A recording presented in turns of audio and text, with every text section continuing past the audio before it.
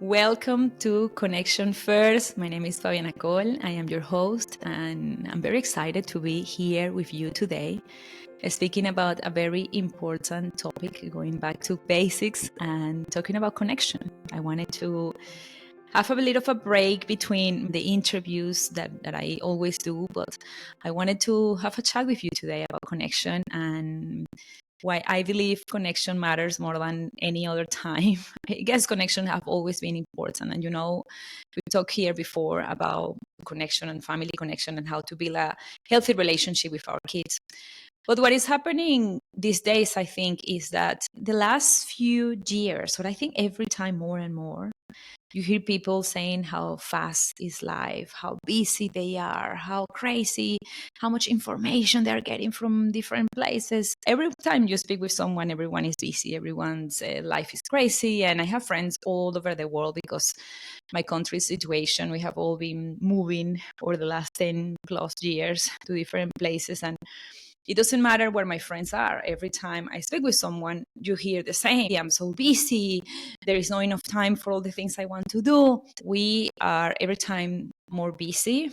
Plus, I think we have also identified ourselves as busy people. Like we want to be busy. We somehow started to believe that our value was connected to how busy we were, how many plans we had on the weekend, how busy we were at work during the week.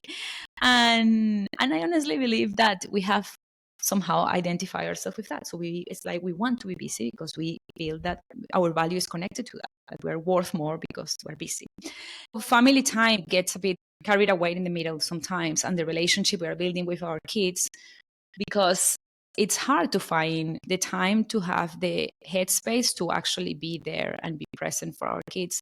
On top of how busy we feel, I also believe that we all feel quite overwhelmed, especially as parents. I think we have been feeling quite overwhelmed this year. And I keep hearing from friends, from clients, from moms at the school, how confused and a bit scared they felt with the TV series called Adolescence. I don't know if you have seen it. If you haven't, I highly recommend, because even though it's confronting, it's hard to watch, it's not a pleasant thing to watch, I believe it's something that we all parents should watch, because it creates awareness on a topic that I believe we should all have been aware for a long time. And many of us probably have been, but that a particular TV series created awareness in a specific situation that most of us probably have no idea what's happening in that level. So the main idea or intention of the series was to help you understand that it could happen to anyone, and that's why the message was very powerful.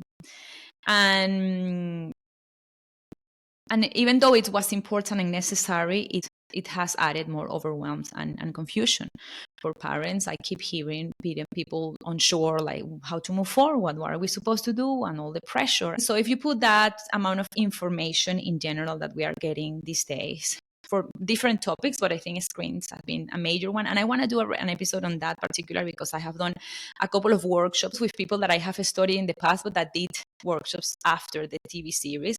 And it hasn't only been the TV series, it's also a couple of books that came out late last year and beginning of this year. But anyways, I'm going to leave that for another episode that I want to cover as well. Connection with our boys, because there is a lot of things happening with our boys these days that I want to share with you, that I have been learning, and tackle connection from that perspective. But today I wanted to explain to you why we have been feeling like this, and to give you 3 tools or ideas that I believe are going to make a massive difference when connecting with our kids and creating that healthy relationship that we are hoping to have with our kids. And I believe more than ever now we need to work on this, because our kids have access to many things online. And what we want to do is that we want to create a safe base at home for them. So whenever they see something scary, whenever they have a question they need an answer to, they are hopefully going to come back home. A safe base is a place where there is no judgment, where you interact out of curiosity, and you leave room for them to express who they really are without putting your expectations always at the front and as a priority.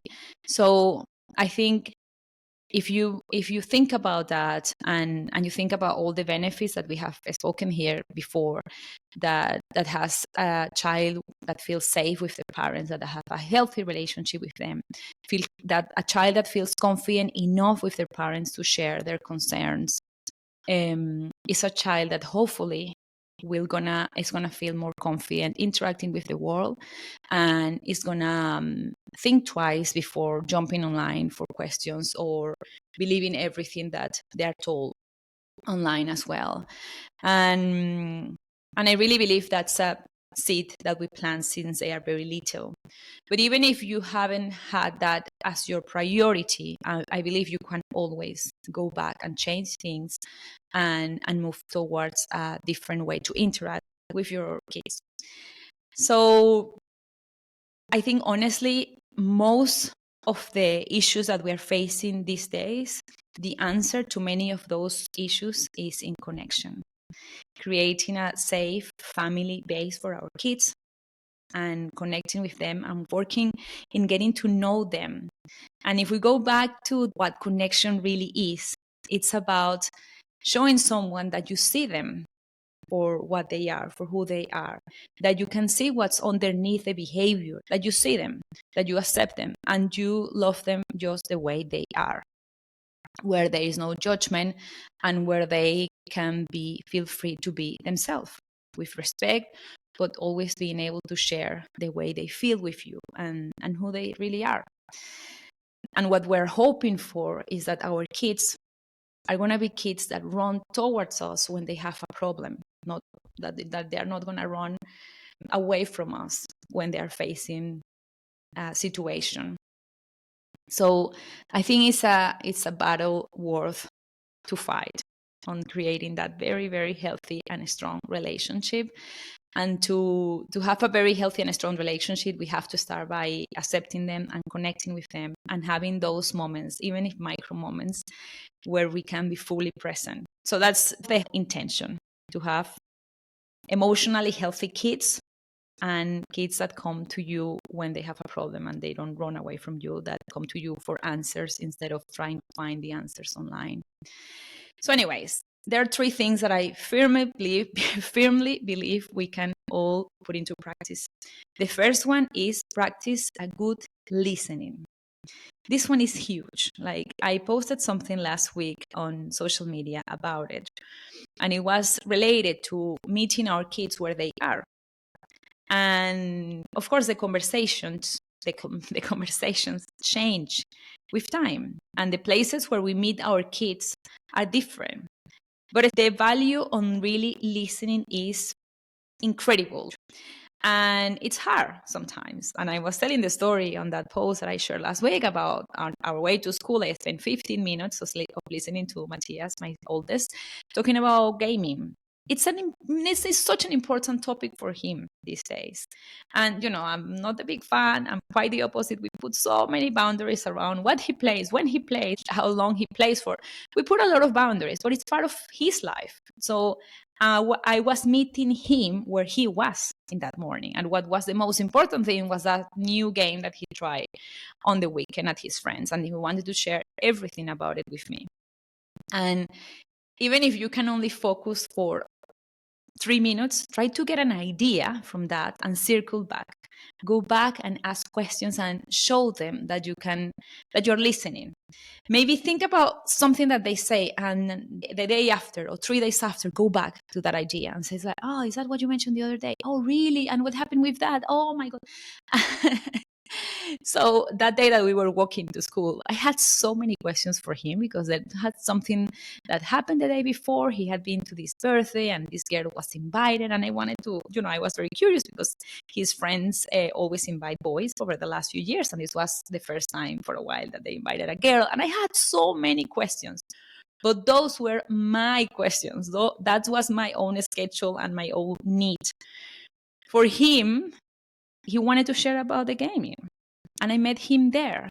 For a 6-year-old, I remember when he was starting to read Captain Underpants, and I used to listen to a lot. I mean, listening is going to change with time, and the listening maybe for a toddler is more on paying attention to what they are saying about a toy they are playing with. It's not as long; it's completely different. But what I mean with that is putting like attention, making an effort to really be listening to whatever they're saying. And one tip that I want to share with you here is something that is not only that I have seen it firsthand with my boys, especially with my 11-year-old, but something that is proven, like psychologically proven. Try to have parallel conversations. The older they get, it's easier to have conversations when you go for a walk, when you are driving the car, driving them somewhere, or call them whenever you are doing the dishes and ask them something in those moments. It's less intimidating than when you are face to face. And imagine if I would have seated in front of him, it's like, tell me about last night and this birthday, blah, blah, blah. It's like, oh, what's happening?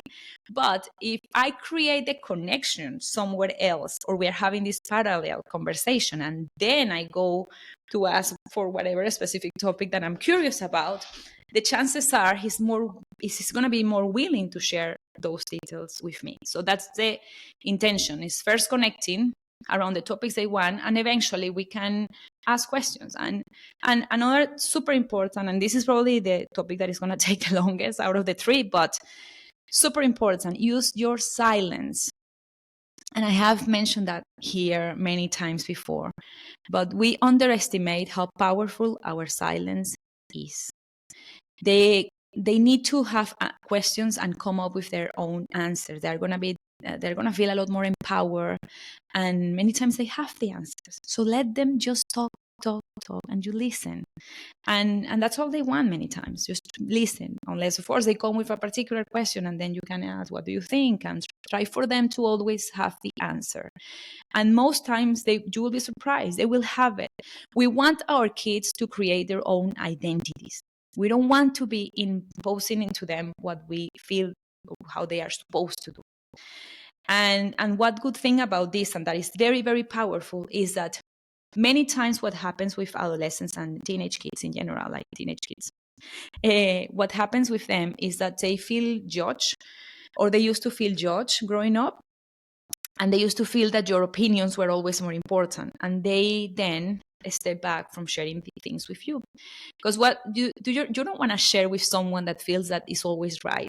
And if you as parents are always showing that you're always right, that you have these strong opinions about, they're not going to feel inclined to share stuff with you. You want to show curiosity and use your silence.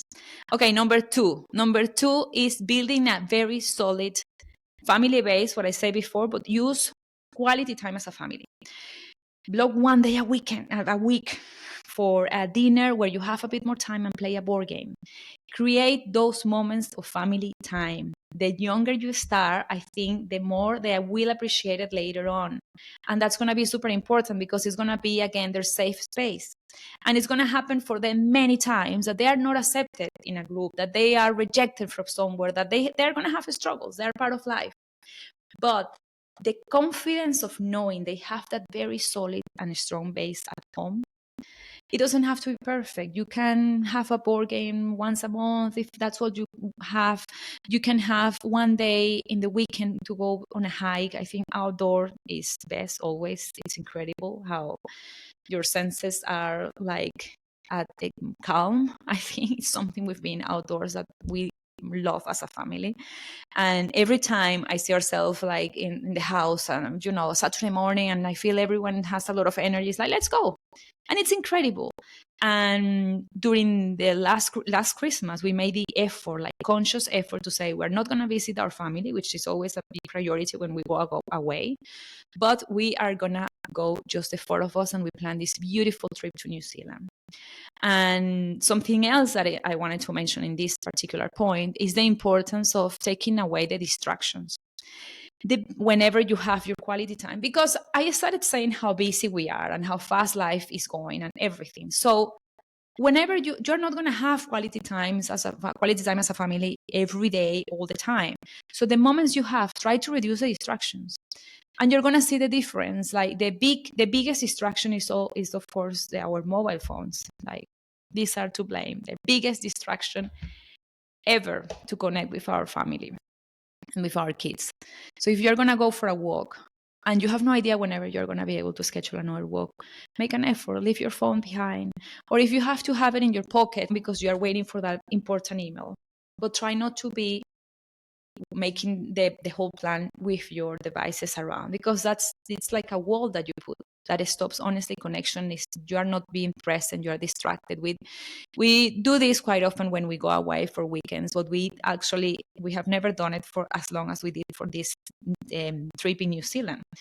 We went away for 2 weeks, no phones allowed, no screen time, nothing. We said it's a screen-free trip, and you have no idea how I prove this even more. Because we had no one to reply to, we didn't have emails to check, we literally disconnected ourselves from everything. And that started with us.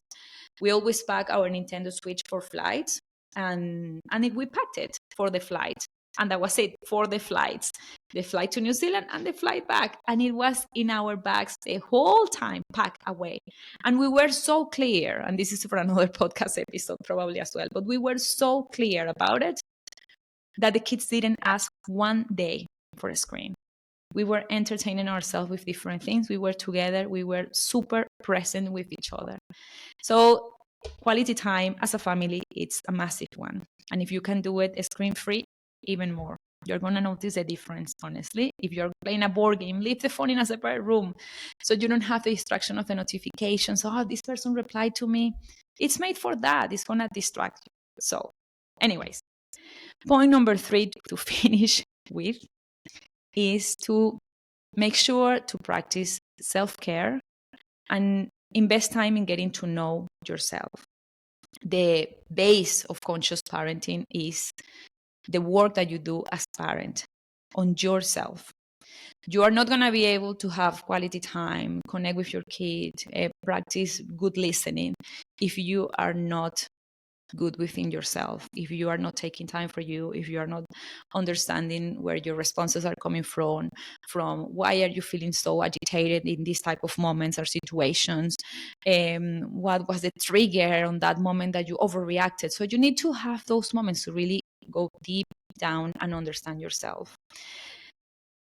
So that's the point number 3. And I'm not going to tell you how to do it because it's different for everyone. I was speaking about it the other day on a podcast as well, about the breath work and how important it has been for me, like to help with anxiety and help me help me clear my head many times. And that's what I have been doing lately, a lot of breath work whenever I have a chance. There are a few online that I'm happy to share with you if you are into it. But I do yoga as well. And, everyone can find their own things. If you have never done therapy, I also highly recommend always doing therapy because it's a space to share and to get to know yourself better. For me, that's the main thing about doing therapy, getting to know yourself and understanding what's happening in certain situations, in certain things. So anyways, those were the 3 points to connect in this agitated and busy life. First one, practicing good listening. That, of course, is related to being present, really fully there whenever we get the chance to be with our kids. And keeping in mind that connection is not about the number of hours we spend together. It's about how present we are able to be there and see them for who they are. And practice acceptance. The second point was about family time and the quality of that family time that we can have. And that involves saying no to plans and making sure that we prioritize our time as a family. It's good to have plans with friends. I love having friends over, going to hike with a friend. But make sure that you say no every now and then so you can prioritize that time just with your family, with your family group.